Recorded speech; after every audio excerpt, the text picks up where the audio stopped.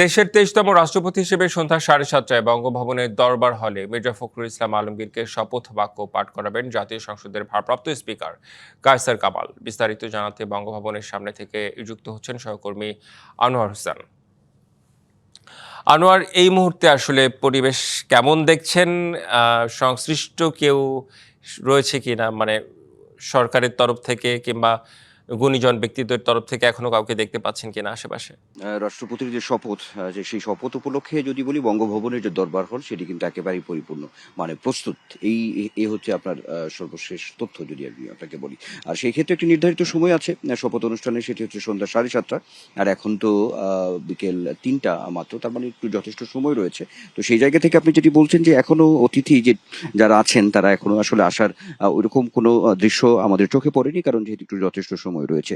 আর তথ্যের জায়গা থেকে যদি বলি, তাহলে বলতে হবে যে আজকে রাষ্ট্রপতির যে শপথ অনুষ্ঠান, সেই শপথ অনুষ্ঠানে 1200-র উপরে অতিথি আসলে আমন্ত্রণ জানানো হয়েছে, এমন একটি তথ্য আছে। আপনি যেটি খবরই বলছিলেন, ঢাকায় নিযুক্ত কূটনীতিক সহ বিভিন্ন দেশের, একই সঙ্গে বিশিষ্টজন দেশের, সেই সঙ্গে মন্ত্রী পরিষদের যে সদস্য যারা আছেন তারা, প্রধানমন্ত্রী সহ, অর্থাৎ একটি বড় আয়োজন নিঃসন্দেহে, যে দেশের 23তম রাষ্ট্রপতির যে শপথ সেটি। আর গতকালই নির্বাচিত হয়েছেন বিএনপির যে মনোনীত যে প্রার্থী, সজ্জন খ্যাত পরিশীলিত রাজনীতিবিদ মির্জা ফখরুল ইসলাম আলমগীর। আর তার যে দিনের আজকে শপথ অনুষ্ঠানের আগেই তিনি শেরেবাংলা নগরে শহীদ রাষ্ট্রপতি জিয়াউর রহমান এবং বিএনপির সাবেক চেয়ারপারসন প্রয়াত বেগম খালেদা জিয়ার যে কবর, সেটি জিয়ারত করেছেন, ফাতিহা পাঠ মোনাজাত করেছেন তিনি। তার আজকের জুমার পরে তিনি তার এই কার্যক্রম একটু বলাই যায়।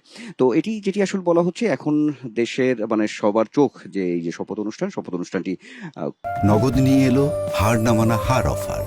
সর্বনিম্ন 10,000 টাকা রেমিটেন্স নগদে পাঠালে থাকছে স্বর্ণের হার জেতার সুযোগ। যিনি শপথ পড়াবেন রাষ্ট্রপতিকে, তিনি হচ্ছে জাতীয় সংসদের ভারপ্রাপ্ত স্পিকার ব্যারিস্টার কায়সার কামাল। আর যদি বলি, তাহলে বলতে হবে মন্ত্রী পরিষদ সচিব নাসিমুল গনি মূলত এই যে শপথ অনুষ্ঠান, সেই শপথ অনুষ্ঠানটি পরিচালনা করবেন, এমনটা। আর যে নির্বাচনটি হয়েছে, সেই জায়গা থেকে যদি বলি, আপনি যেটি বলছিলেন যে দীর্ঘ 35 বছর পরে রাষ্ট্রপতি নির্বাচন, একটু প্রতিদ্বন্দ্বিতার মধ্য দিয়ে নির্বাচনটি হয়েছে, যদিও এর ফলাফল অনেকটাই নিশ্চিত ছিল আগে থেকেই, যেহেতু সংখ্যাগরিষ্ঠতা নিয়ে দুই তৃতীয়াংশ সংখ্যাগরিষ্ঠতা নিয়ে বিএনপি সরকারে আছে। আর সংবিধানেরও 70 অনুচ্ছেদ অনুযায়ী সেই হিসেবে আসলে এর ফলাফলটি অনেকটা নিশ্চিতই। কিন্তু তারপরে ওই নির্বাচনটি একেবারেই রাজনৈতিক অঙ্গন বা সর্বমহলে কিন্তু আলোচনার জায়গা তৈরি হয়েছে।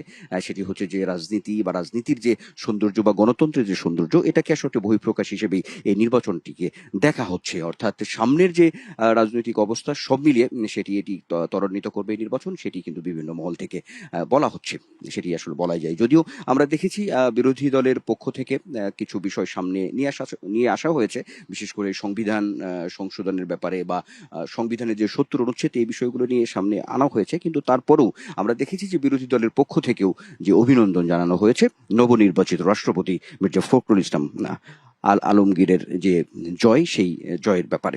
তো যেটি বলা যায় রেদওয়ান, সর্বোপরি সেটি হচ্ছে যে বঙ্গভবন এখন একেবারেই প্রস্তুত। দেশের 23তম রাষ্ট্রপতি মির্জা ফখরুল ইসলাম আলমগীরের যে শপথ অনুষ্ঠান, সেটিকে কেন্দ্র করে নিশ্চিদ্র নিরাপত্তা ব্যবস্থা রয়েছে। আর এখন শুধু সময়ের অপেক্ষা, সন্ধ্যা 7:30টায় এই শপথ অনুষ্ঠানটি অনুষ্ঠিত হবে। নিশ্চয়ই পর্যায়ক্রমে আপনার মাধ্যমে আমরা দর্শকদেরকে সর্বশেষ তথ্য, অর্থাৎ রাষ্ট্রপতির যে শপথ অনুষ্ঠান, সেটি আমরা জানাতে পারবো। জি, নিশ্চয়ই। তার মানে বঙ্গভবন একেবারেই প্রস্তুত এবং দরবার হলের যে আনুষ্ঠানিকতা সন্ধ্যা 7:30টায় সেটা দেখার অপেক্ষায় আসলে। ধন্যবাদ আপনাকে, আনোয়ার হোসেন।